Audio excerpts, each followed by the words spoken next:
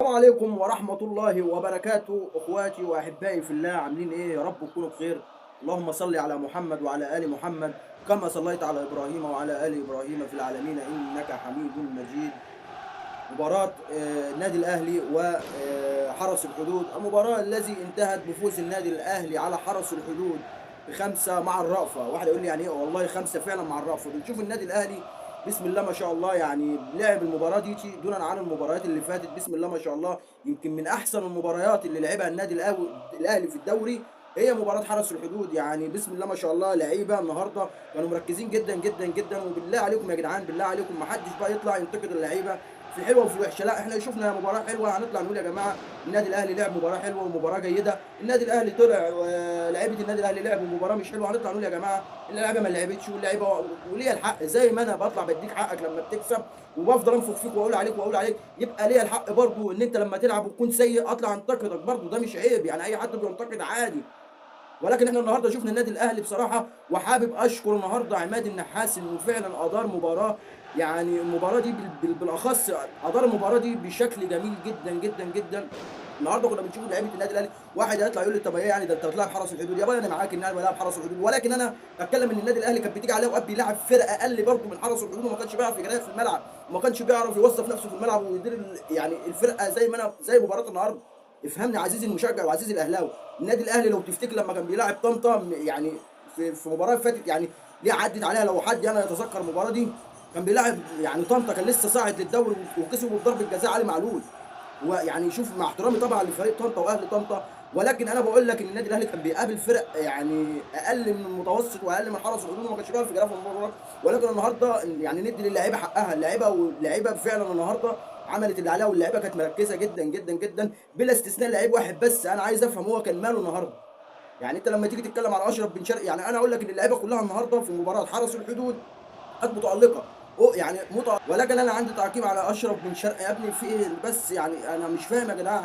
يعني اللعيبه دي بتبقى بره، اقسم بالله العظيم بيبقوا ملعلعين وخاربين الدنيا، ومجرد ما بيجوا النادي الاهلي ما تعرف بيحصل لهم ايه، التيشيرت تقيل عليهم، ضغط جماهيري. فده يا بقى انت لازم تركز يا بقى، ولازم تحط نفسك هنا. خلاص انت هنا مع النادي الاهلي، انت هنا مع النادي الاهلي، ولازم تكون مضغوط ولازم تكون قد الفانلة اللي انت لابسها. انت يعني شوف علي معلول اول ما نزل في يعني ربع ساعه ربع ساعه، الله اكبر، 4 اسيستات. يا جماعه علي معلول لو برجل واحده هيلعب. اسمع اللي انا بقول لك عليه، علي معلول لو بيلعب برجل واحده هيلعب على اي لعيب خلق ربنا في النادي الاهلي. ولكن احنا بنشوف المركز الباك الشمال جه لعيبه فيه كتير، جه الدبيس وجه مش عارف مين وجه مين وجه مين. بصراحه انا ما شفتش الا علي معلول بصراحه. وما تقوليش عوامل السن ومش عوامل السن، الله اكبر. بتشوف علي معلول النهارده نزل يعني ربع ساعه اون فاير. ولكن برضه ارجع اقول برضه يعني فعلا عماد النحاس ده ادار المباراه فعلا زي ما هو عايز. احلى حاجه في عماد ما بيفننش. هي التشكيله بتاعتي اللي انا عارفها خلاص بنزل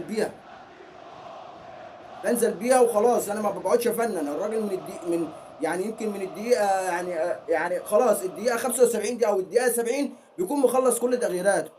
عكس كولر لما كان بيجي للدقيقه 70 ده لسه يا دوبك بيفتكر ان هو يبدل، يبقى حد مفهمه ان لسه كده المباراه بتبدا. ولكن اللي انا عايز اقوله يا جماعه خلاص يعني انا هنا بقى كلامي للعيبه، يا جماعه ركزوا. هم 4 مطوشه خلاص وهيحسموا الدوري باذن الله.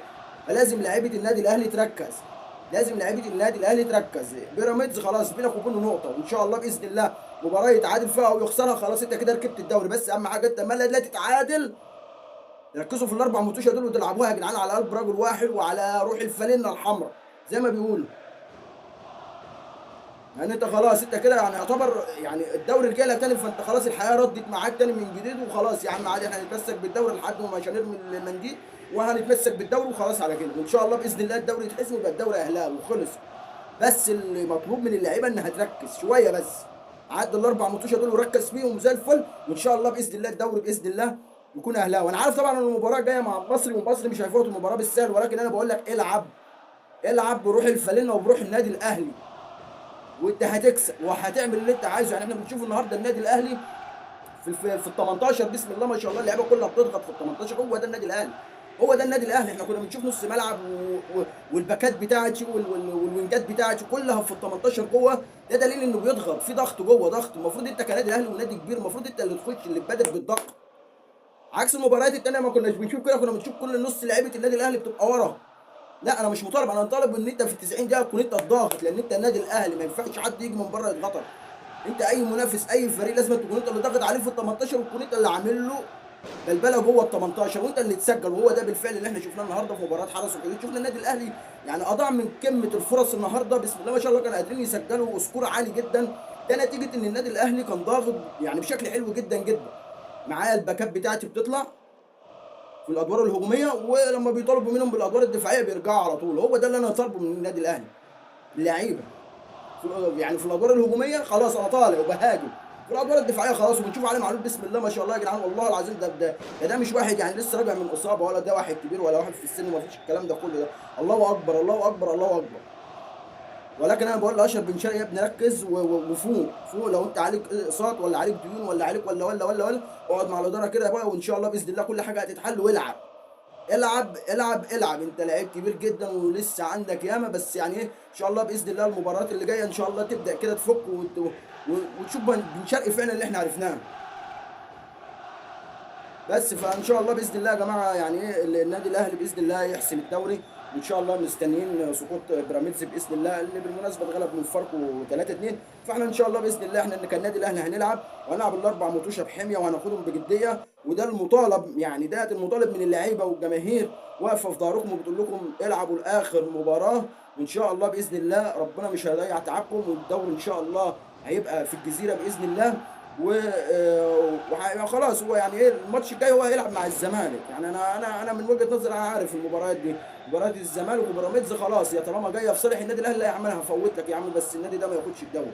يعني انت واصل لك احنا بس ايه مطالبين بس ايه من فريق دكر كده ابن دكر. مش هقول لك تغلب يا عم، لا انت بس اتعادل بس. واحد باذن الله في الجزيره الموسم ده، وان شاء الله ربنا يكرم النادي الاهلي في الفتره الجايه. بس ده كان النهارده ملخص مباراه حرس الحدود والاهلي وحرس حدود. فريق احترم طبعا، فريق كبير حرس الحدود، ولكن قدر الله ما شاء فعل. وهارد لك لحرس الحدود. وان شاء الله باذن الله ربنا يكرم النادي الاهلي في الفتره الجايه، وان شاء الله يحسم بطوله الدوري الممتاز هذا العام. كنتم في امان الله، والسلام عليكم ورحمه الله وبركاته.